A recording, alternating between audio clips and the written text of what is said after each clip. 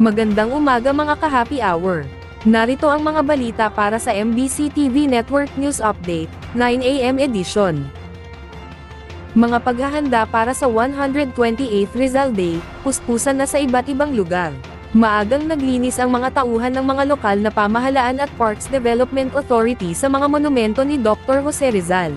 Ito ay bahagi ng paghahanda para sa 128th Martyrdom ni Rizal bukas, December 30. Sinamantala ng ilang trabahador ang pagsasaayos dahil maganda na ang panahon, matapos ang ilang araw na pagbuhos ng ulan. Sa Luneta o Rizal Park sa Maynila, ginamitan ng pressurized water ang pagtanggal ng mga mantsa sa monumento, hanggang sa pathway nito.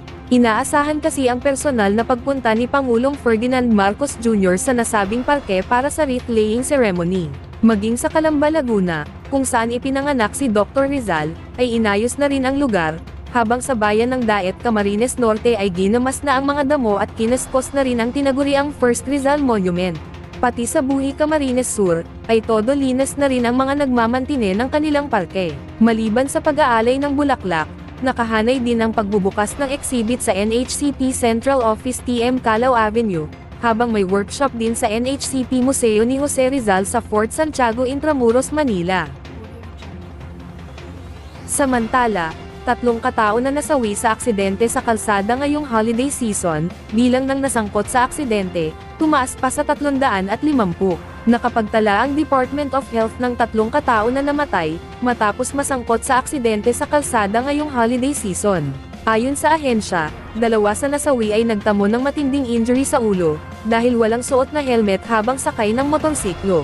Ang mga nasawi ay kabilang sa inisyal na bilang ng mga nasangkot sa aksidente sa kalsada na pumalo na sa 350 cases, na naitala mula noong December 22 hanggang kahapon, December 28, nasa 66 dito ang bagong kaso. Sa kabuuang bilang, 63 sa naaksidente ay nakainom ng alak, 306 ang hindi gumamit ng safety accessories, at 239 na ay dahil sa motorcycle accidents. Kaugnay ng pagtaas ng bilang ng mga naaaksidente sa kalsada, muling nagpaalala ang DOH sa publiko na ugaliing magsuot ng helmet para sa mga nagmomotorsiklo, at mag-seatbelt para sa mga nagmamaneho at mga pasahero ng sasakyan.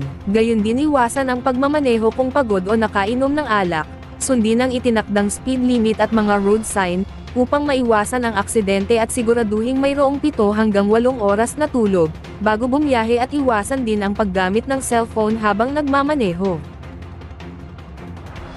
At yan ang mga balita para sa MBC TV Network News Update, 9 AM edition. Abangan ang mga susunod na balitaan mamaya, para sa 10 AM edition.